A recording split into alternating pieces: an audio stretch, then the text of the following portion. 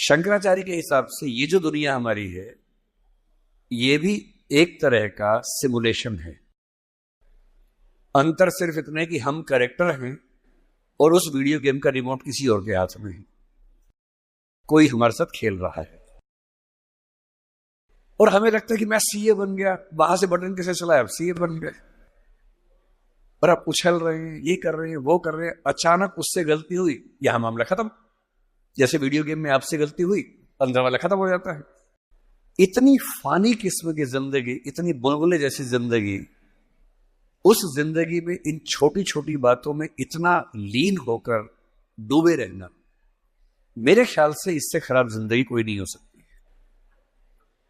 और इसलिए जो करना है वो ये है कि जिंदगी में होते हुए अपनी जिंदगी को बेहतर कैसे बनाना है, फाइनेंशियल चीजों से कंप्रोमाइज न करते हुए अपनी बाकी जिंदगी को बेहतर कैसे बनाना है। और जिंदगी बेहतर है यानी इसके 4-5 पैरामीटर्स हैं। सबसे गहरा पैरामीटर ये है कि आपके पास जीने का कोई पर्पस है या नहीं, और है तो कितना बड़ा पर्पस है।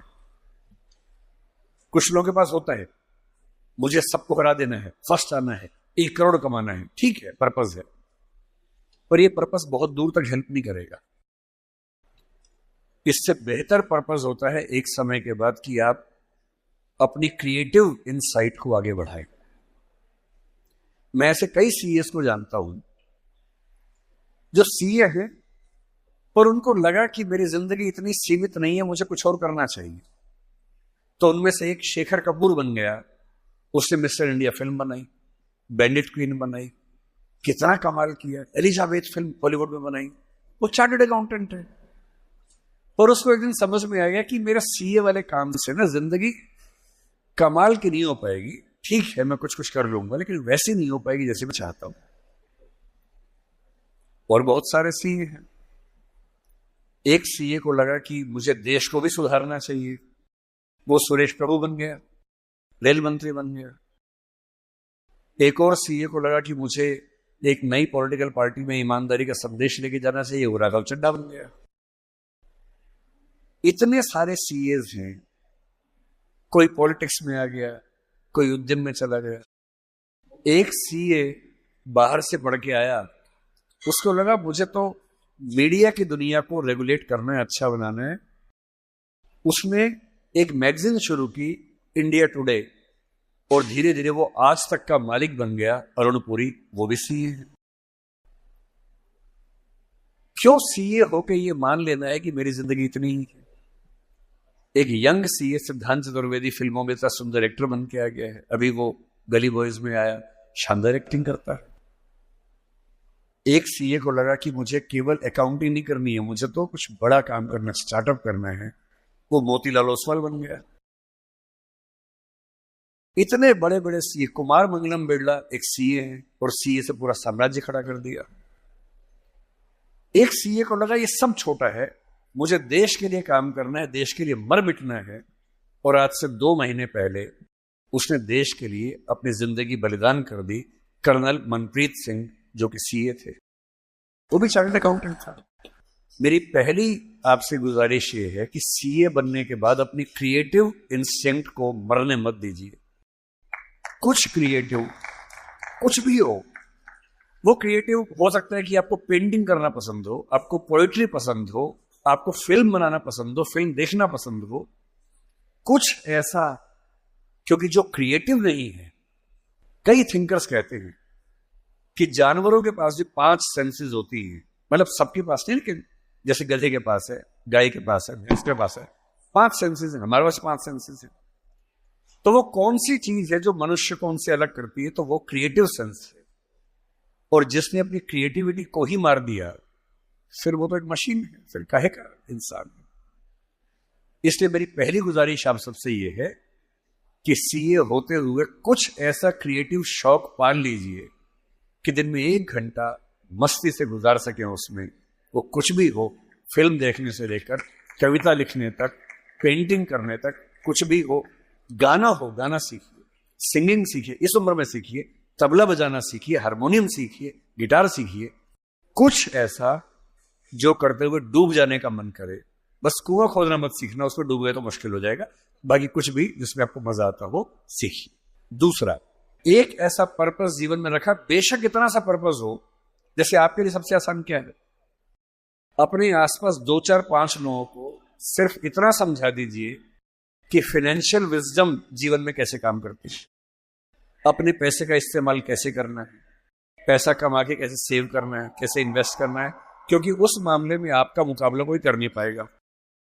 या अपने घर के आसपास 3 4 गरीब बच्चों की पढ़ाई का खर्चा उठा लीजिए, उनसे हफ्ते में बार मिलते रहिए, और आप पाएंगे आपके चेहरे पर पहले से ज्यादा चमक आनी शुरू हो गई है, और आपको कंपटीशन, परेशानी, वो जो नफरत का माहौल दिन भर होता है, इसको हरा दूं, उसको हरा दूं, इस सब से मुक्ति मिलने लगी है, और आप अंदर से एक बेहतर इंसान बनने के प्रोसेस में आ रहे हैं। तीसरी बात, आप कितने भी सफल हो, यदि आपके जीवन में कुछ खास रिश्ते ऐसे नहीं हैं, जिन रिश्तों के साथ, चाहे वो प्रेम का हो, विवाह का हो, भाई का हो, बहन का हो, दोस्त का हो, जिनके साथ आप अपने मन की हर बात खुल के कर लेते हैं, तो आपका फाइनेंशियल अकाउंट चाहे कुछ भी हो, दरअसल आप एक दिवालिया इंसान हैं, बैंकरप्ट इंसान है। आपके अकाउंट में कितने जीरो हैं वो काम नहीं आएगा, आपकी जिंदगी का जीरो बहुत बड़ा है। इंसान को इंसान बने रहने के लिए कम से कम 2-3 ऐसे रिश्ते चाहिए होते हैं जहां वो पूरी तरह से सहज होकर रह सके, जहां उसको पर्दा न लगाना पड़े। हम सब दिन भर पर्दे लगाते रहते हैं, खुद को ढकने में लगे रहते हैं। जब भी किसी से बात करते हैं खुद को छिपाते ज्यादा हैं, सामने कम लाते हैं, क्योंकि समाज का उसूल ऐसा होता है। कोई तो ऐसी जगह हो, कोई तो ऐसा इंसान हो जहां आपको पर्दे की जरूरत ना हो, आप खुल के अपने मन की बात, हर बात कह सके। इसलिए मैं अपने जो काउंटर पार्ट्स हैं, चाहे वो सिविल सर्वेंट्स हो, चाहे आप सीए हैं, मैं अक्सर कहता हूं कि जिंदगी की बैलेंस शीट में पैसे के साथ साथ creativity, emotional satisfaction, personal space. Personal space का मतलब यह होता है कि आपका जीवन बहुत सारे लोगों का है, आपके परिवार का है, आपकी कंपनी का है, आपके क्लाइंट का है, सबका है। और अक्सर आप देखेंगे कि आपका जीवन सिर्फ आपका नहीं है, बाकी सबका है। दिन भर ऑफिस में रहे, 24 घंटे मिलते हैं, 8 सोने में गुजर गए, 1-2 घंटे तैयार व्यार होने में चले गए 10। आपकी जॉब कम से कम 8-10 घंटे कम से कम लेती होगी, सीए की जॉब तो बड़ी मुश्किल है, 20 घंटे हो गए। घर पहुंचे, परिवार ने कहा कि हमारा टाइम, पति या पत्नी ने कहा मेरा टाइम, बच्चों ने कहा मेरा टाइम, उनको दिया, सब हो गया, अपने लिए कुछ नहीं बचा। और इसी जद्दोजहद पर एक शायर ने, कृष्ण बिहारी नूर ने, कितनी सुंदर बात लिखी, वो सुन के हिल जाएंगे आप। लगता है कि हम सबकी जिंदगी का स्कैन, एक्सरे निकाल दिया हो। उसने कहा, इतने हिस्सों में बट गया हूं मैं, कंपनी, क्लाइंट, परिवार, बच्चे, स्कूल, ये सारा ठिकाना, इतने हिस्सों में बट गया हूं मैं, मेरे हिस्से में कुछ बचा ही नहीं। जिंदगी से बड़ी सजा ही नहीं, और जुर्म है क्या पता ही नहीं। तो जब जिंदगी के अपने हिस्से आप बांट रहे हो सबके लिए, हो सके, मैं तो करता हूं रोज, हो सके तो रोज कम से कम आधा या 1 घंटा सिर्फ अपने लिए रखना है, जिसको मी टाइम कहते हैं आजकल के लोग। वो मी टाइम कैसे आ सकता है?